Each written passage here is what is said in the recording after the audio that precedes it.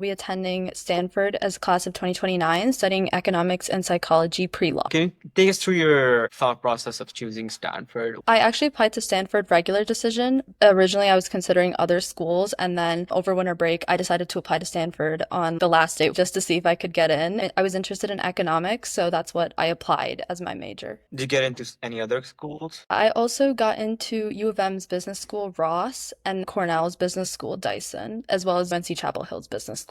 Okay, so I guess my question would be, why Stanford? For me, I chose Stanford over the business schools because I eventually want to go to law school. Stanford lets me explore other things that I'm interested in. Like it's more holistic because I can study like econ and psych versus just getting like a business degree. What was your initial reaction when you got the acceptance letter from Stanford? I was really excited and also it was pretty unexpected. I was almost committed before I got it. So I was like, I opened it with all my friends and we were all really excited. Did you watch a lot of college reaction videos? Yeah. Yeah, I watched a lot, especially in junior year. And then even when I was applying, I feel like this is a common sentiment with a lot of high school students, so I guess that's what I'm gonna ask. Did you ever think I'm not impressive enough compared to these people? yeah, I think seeing other people get in before me and also in past years, I didn't know if like my application was quite on par with activities and awards, but I decided to apply because there's no harm in applying. How did you get past that mindset of, I might not be enough and just apply for Stanford?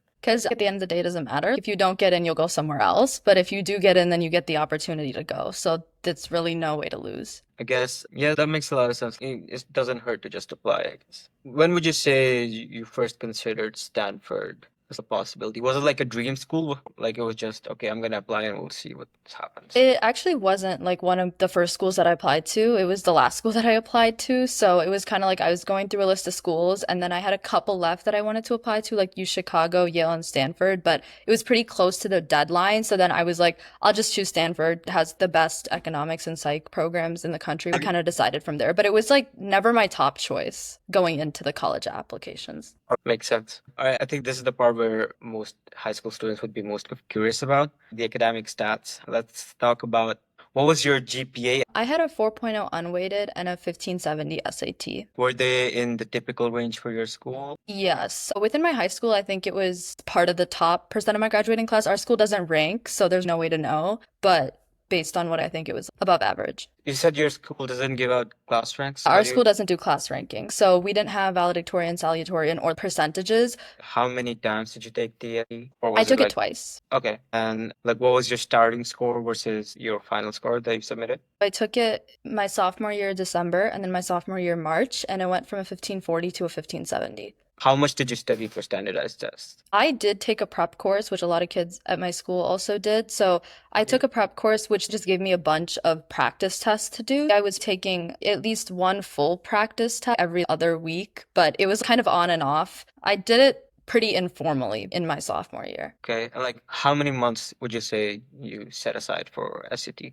I hadn't really started studying before December. So then once I took the test in December and started taking the prep course, I just studied between December and March. Before we wrap up the SAT section of this video, what would you say would be your advice for high school students who are getting into college applications and SAT prep? SAT, and I know it's digital now, so it's a little different, but definitely take a diagnostic test to see where you are, and then you can see which sections you need to improve on. And then from there, I would do drill sets for those sections. Let's talk about the classes. How many AP classes did you take, and did you feel pressure to take every single AP class offered by your school? So I took 12, which I think is on the higher side for my school. I took one my freshman year, three my sophomore year, and then four my junior and senior year. A lot of kids, or at least to me, it seemed like quite a few people were taking APs early on, like the ones that our school allows. There was definitely some pressure, but I was already planning to take them going into high school. It kind of just worked naturally into my schedule. How would you say you balance taking all of these challenging courses while maintaining your GPA and dabbling with extracurriculars and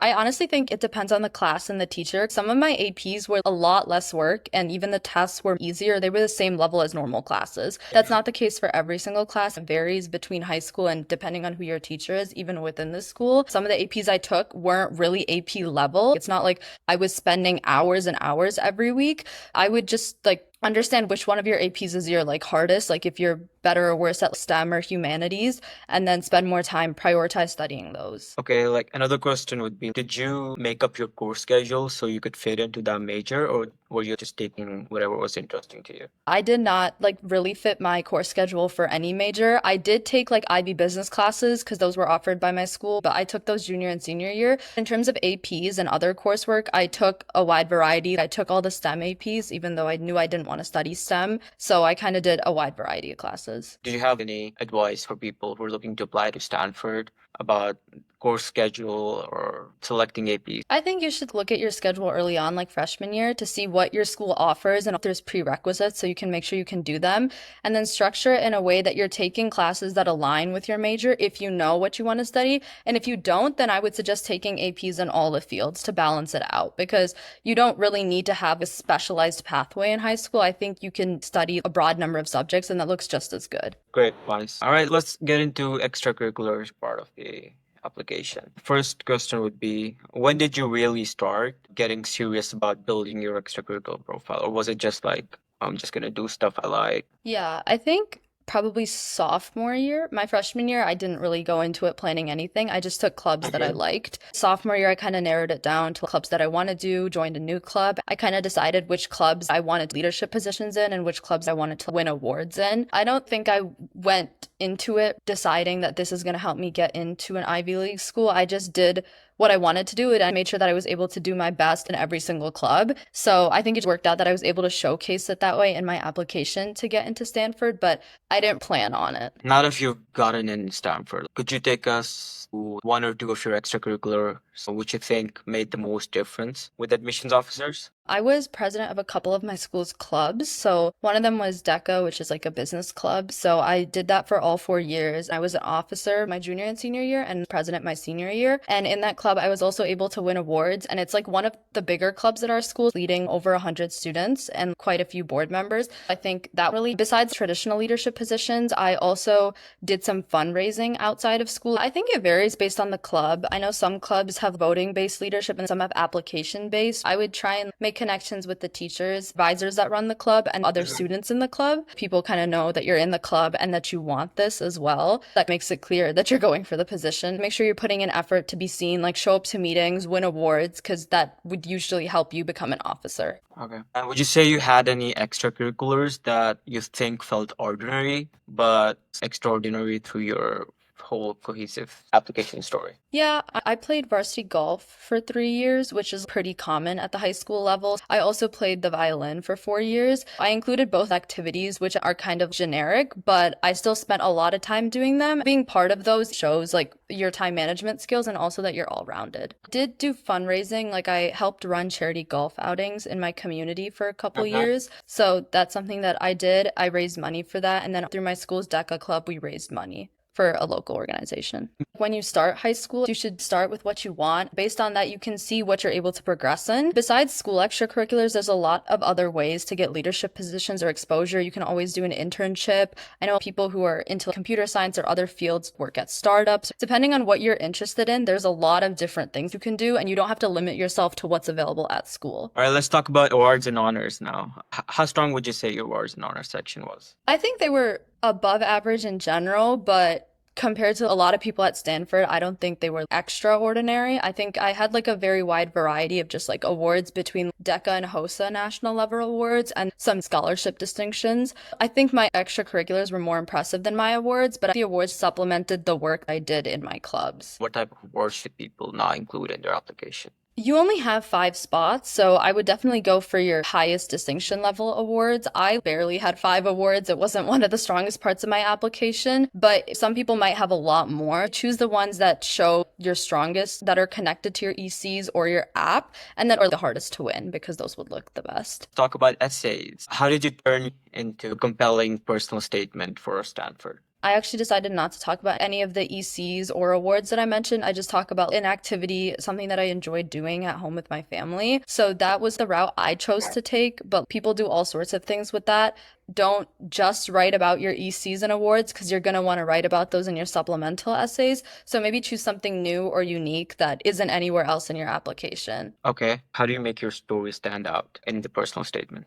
I think you should be specific with what you did because that shows the authenticity of it. So just really try and showcase what you're doing and your values. Make sure that's seen throughout the essay, really.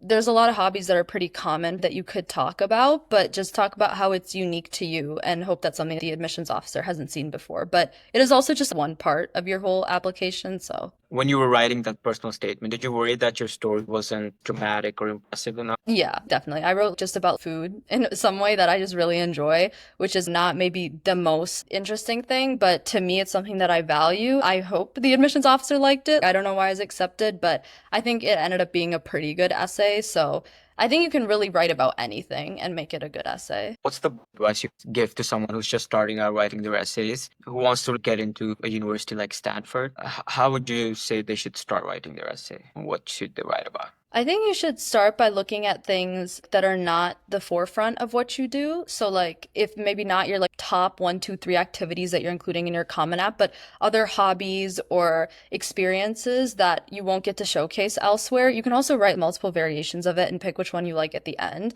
Once you choose something like that, you can talk about how it affected you and your values. All right, let's shift gears real quick and let's talk about supplemental essay. Which Stanford supplemental essay was the most challenging to write? Maybe what intellectual idea are you interested in? That one was hard for me because I didn't really know off the top of my head. I read and do a lot of things, but it's hard to pack it into exactly one thing. So for that one, I chose something that connected to my major with econ, like an econ theory, and connected it to other clubs or activities that I did. Okay. And would you say that's a good way to go about it? Yeah, I think it's definitely a plus if your idea for that essay would connect with your major. I don't think everyone did it that way. I'm sure other people wrote about things not related to their major. You can do a lot with the essays. If you don't know what else to do, that's a good place to start. I'm pretty sure they had 5 short essays and 3 long essays. One of them was the intellectual idea. One is a roommate essay, and the other one was about diversity and community. I don't think any of them were Y stand. Could you go like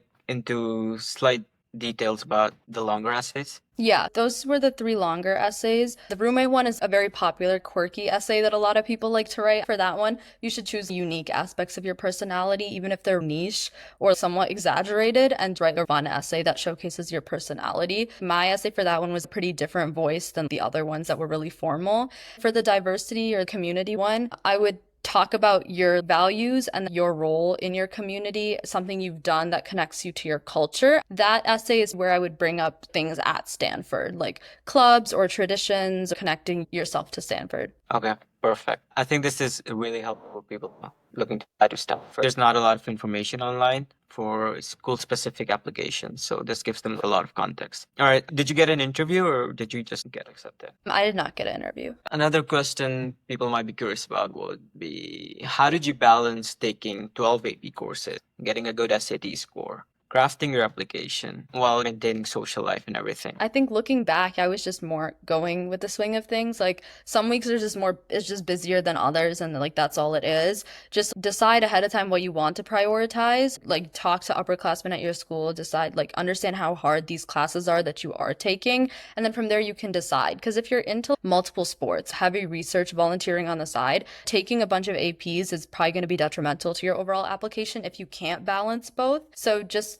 prioritize what you need to prioritize, probably maximizing your GPA and test score, and then also crafting some sort of unique activity that you can include in your application, assuming that your ECs aren't strong enough, because 12 months is still a while for you to pick up something outside of school and in-school clubs. There's a lot of community organizations that you can join and showcase your work in that way. Okay, great. All right, last question. What's the biggest myth you want to bust about Stanford applications? I think probably that you shouldn't apply if you don't think you're going to get in. Just apply no matter what, like not just for Stanford, but for all schools. Decide how many colleges you want to apply for, but don't limit yourself based on time. I did my Stanford application in 2 days in December. Obviously, I had my Common App filled out, but essays and everything, once you've written a bunch, it'll take less time. Perfect. Thank you so much for your time. It was great talking with you.